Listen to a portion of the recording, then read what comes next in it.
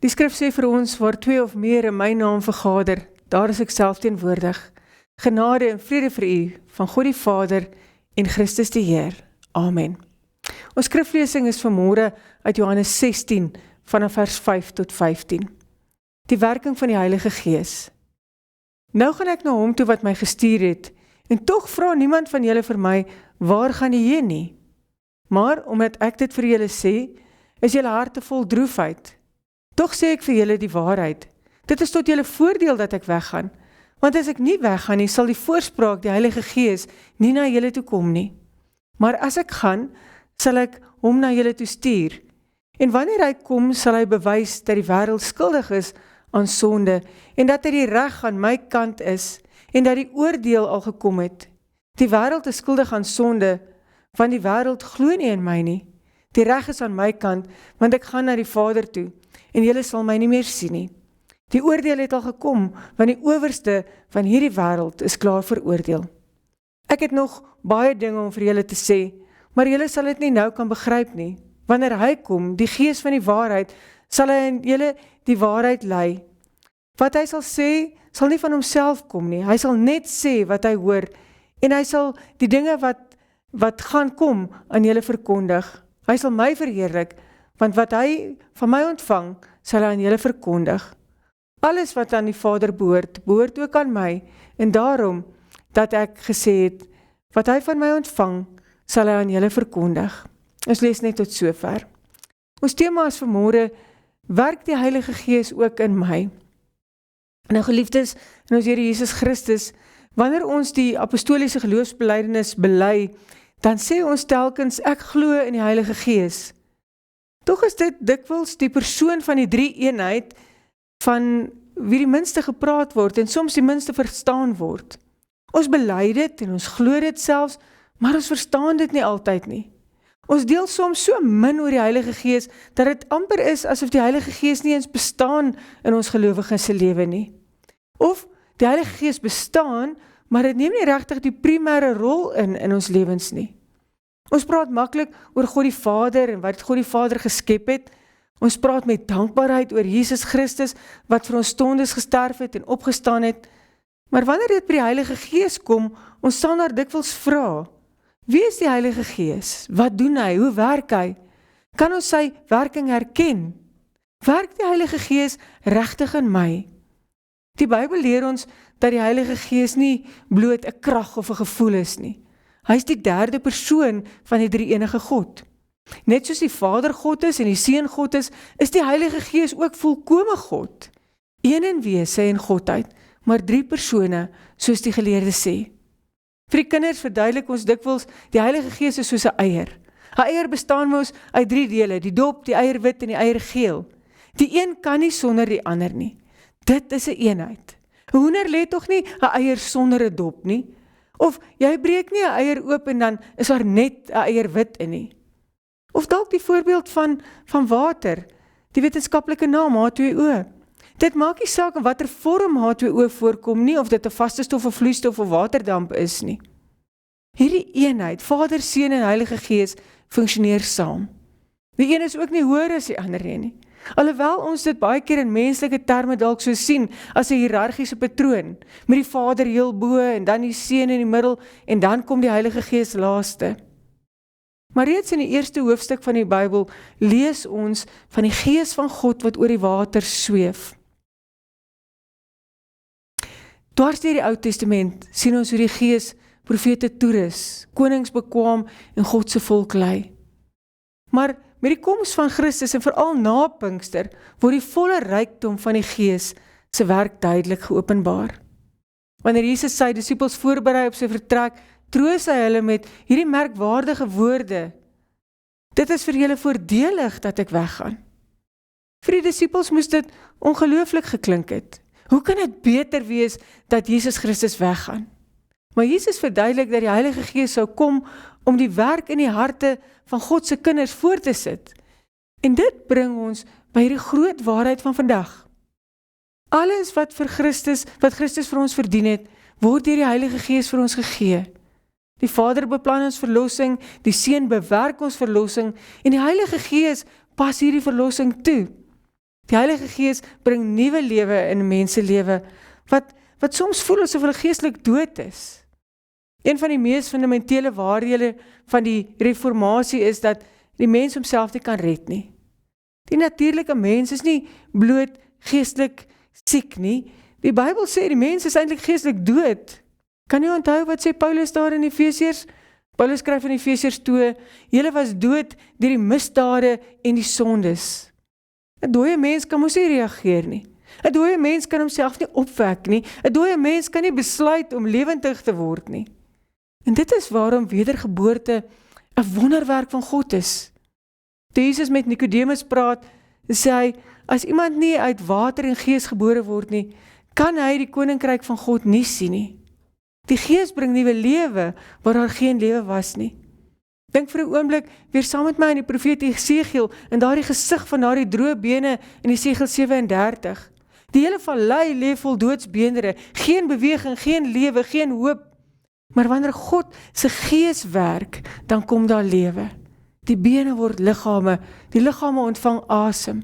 Die dooies staan op. En dit is presies wat gebeur wanneer iemand tot geloof kom. Van buite af lyk dit soms eenvoudig. Iemand begin kerk toe kom, iemand begin Bybel lees, iemand begin bid. Maar agter dit alles is die wonderwerkende werk van die Heilige Gees. Die Heilige Gees wek geloof waar daar voorheen ongeloof of geen geloof was nie. Hy wek liefde vir God waar daar voorheen vyandskap was. Hy wek gehoorsaamheid waar daar voorheen dalk rebellie was. Die Heilige Gees werk deur die woord. En hier moet ons baie versigtig wees om ook Bybels te bly. In ons tyd hoor ons soms mense praat asof die Gees los van die woord van God werk, maar die skrif leer iets anders. Die Heilige Gees en die woord werk saam. Die Gees het tog die woord geïnspireer. Volgens 2 Petrus 1 het heilige mense van God gespreek, en soos hulle deur die Heilige Gees geïnspireer is en gedryf is, het hulle dit neergeskryf. En daarom gebruik die Gees die woord as 'n instrument. Wanneer die evangelie verkondig word, gebruik die Gees daardie woord om harte te verander. Dit sien ons in Petrus se preek daar op Pinksterdag. U kan dit weer 'n keer in Handelinge 2 gaan lees. Maar dit is nie bloot Christus se woorde, Petrus se woorde wat werk nie. Die Gees gebruik die prediking, en wat gebeur dan? Tot 3000 mense word daardie dag diep in die hart getref. Hulle keer hulle self tot die Christelike geloof. En dit is hoe die Gees steeds vandag werk. Wanneer 'n mens die Bybel lees en 'n teks tref jou diep, is dit die Gees wat die woord in jou hart toepas. Wanneer 'n preek jou sonde ontbloot, is dit die Gees wat die woord van die Here gebruik. Wanneer 'n teks jou vertroos tydens lyding, is dit die Gees wat die woord gebruik om daardie troos te bied. Daarom het die reformatie altyd beklemtoon, waar die woord suiwer verkondig word, daar werk die Heilige Gees. En die Heilige Gees oortuig ons van ons sondes ook. Niemand kom ooit werklik na Christus voordat hy sy sonde begin raak sien het nie. Van nature verskoon ons onsself, ons vergelyk onsself met ander, ons dink, ag, ek is nie so sleg soos daardie of daardie persoon nie. Maar die Gees verander die maatstaf. Hy laat ons onsself nie meer met ander mense vergelyk nie. Hy bring ons voor die Heilige God. En skielik sien ons onsself anders. Jesaja het waarskynlik gedink, hy is 'n redelike goeie man. Hy was immers 'n profeet van God. Maar toe hy die heiligheid van God raak sien, roep hy uit, wee my, ek is verlore. Dit is die werk van die Gees. Nie bloot om ons te laat sleg voel nie, nie om ons in wanhoop te laat nie, maar om ons na Christus toe te dryf. Soos 'n dokter eers die siekte moet diagnoseer voordat behandeling moontlik is, wys die Gees eers die wond van die sonde voordat hy ons na die groot geneesheer stuur. En die Heilige Gees verheerlik Christus. En hier kom ons by die hart van die Gees se werk. Jesus sê, hy sal my verheerlik. Die Gees trek nie aandag na homself toe nie. Hy wys na Christus. Dit is soos 'n sterk kollig wat op 'n standbeeld skyn. Niemand staan en bewonder die kollig nie. Die lig maak die standbeeld sigbaar. En so werk die Heilige Gees. Hy laat ons die heerlikheid van Christus sien. Hy laat ons verstaan waarom die kruis so noodsaaklik was. Hy laat ons die diepte van God se genade besef. En hy laat ons die wonder verstaan, dat die Seun van God ons sonde gedra het. Waar die Gees werk, daar word Christus groter. En ons word al hoe kleiner. Soos Johannes die Doper gesê het, hy moet meer word, maar ek minder. En daarom, die Heilige Gees verander gelowiges deur 'n lewenslange proses. Ons leef in 'n wêreld van onmiddellike resultate verwag. Maar God werk dikwels stadig.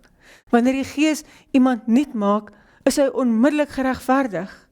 Maar heiligmaking duur 'n leeftyd. Dink bietjie aan 'n vrugteboom. Jy plant nie vandag hierdie boom en verwag môre die vrugte nie. Sy groei neem tyd. En so werk die Heilige Gees. Hy snoei, hy vorm, hy leer, hy tigtig, hy versterk, hy laat die vrug van die Gees groei. Onthou jy nog die vrug van die Gees? So volgens Galasiërs 5 vers 22, liefde, vreugde, vrede, geduld, vriendelikheid, goedhartigheid, getrouheid, sagmoedigheid en selfbeheersing. Soms kyk ons na onsself en ons sien net ons tekortkominge raak. Maar as ons terugkyk oor die jare, sien ons dikwels hoe God ons telkens verander het. Nie perfek nie, maar anders as voorheen. Dalk meer geduldig, meer nederig, meer afhanklik van Christus. Dit is die stille, volgehoue werk van die Heilige Gees. Die Heilige Gees troos ons en verseker God se kinders, ook daar in Romeine 8. Dit is seker een van die treffendste troos hoofstukke in die Bybel. Daar lees ons, die Gees self getuig saam met ons gees, dat ons kinders van God is. Gaan lees maar weer 'n keer dan, Romeine 8 vers 16. Elke gelowige beleef tye van twyfel.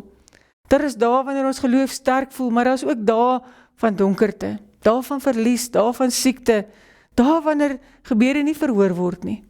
En dan herinner die Gees ons aan God se beloftes. Nie deur allerhande nuwe openbarings nie, nie deur geheime boodskappe nie, maar deur sy woord. Hy herinner ons dat Christus klaar betaal het, dat God ons aangeneem het, dat niks ons van die liefde van God kan skei nie. Geliefdes, as ons vandag vra, wat doen die Heilige Gees? Dan kan ons dit soos volg saamvat. Hy werk dooie sondaars tot nuwe lewe. Hy werk deur die woord. Hy oortuig ons van die sondes wat ons het, en hy lei ons na Christus toe. Hy verander ons na die beeld van Christus. Hy troos ons in swaar kry, hy verseker ons van ons kindskap. En hy sal ons uiteindelik veilig tuis bring in die Vaderhuis. Ek glo daar is nog vele dinge wat die Heilige Gees in ons doen. En ons kan nie die Heilige Gees beperk tot hierdie paar dinge waarin ons dit saamgevat het nie. Maar vandag is dit wat ek en u nodig het. En dit is dalk genoeg. So om die vraag te beantwoord, werk die Heilige Gees ook in my? Natuurlik ja. Die Gees is altyd besig met ons. En daarom moet ons nie die Heilige Gees bedroef deur ons ongehoorsaamheid nie. Ons moet nie sy werk weerstaan nie. Maar ons moet onsself onder sy woord stel, want dit is daar waar hy gewoonlik werk. En wanneer ons sy werk in ons lewe sien, gee ons nie die eer aan onsself nie. Ons gee al die eer aan die drie enige God, aan die Vader wat ons uitverkies het, aan die Seun wat ons verlos het, en aan die Heilige Gees wat ons weer laat gebore word, en ons heilig bewaar tot die einde. Amen. Kom ons bid saam. Hemelse Vader, ons dankie vir die gawe van die Heilige Gees. Dankie dat hy ons harte oopmaak vir die woord, ons van sonde oortuig en ons na Christus toe lei. Werk deur u Gees in ons gemeente en in ons harte. Laat ons groei in geloof, gehoorsaamheid en liefde en bewaar ons in hierdie waarheid en laat ons elke dag meer en meer soos Here Jesus Christus word. Ons bid dit in sy wonderlike naam. Amen. Ontvang nou die seën van die Here. Mag die Here vir julle liefde vir mekaar en vir alle mense so laat groei en oorvloedig maak, soos die liefde wat hy vir ons het. Genade en vrede vir julle. Amen.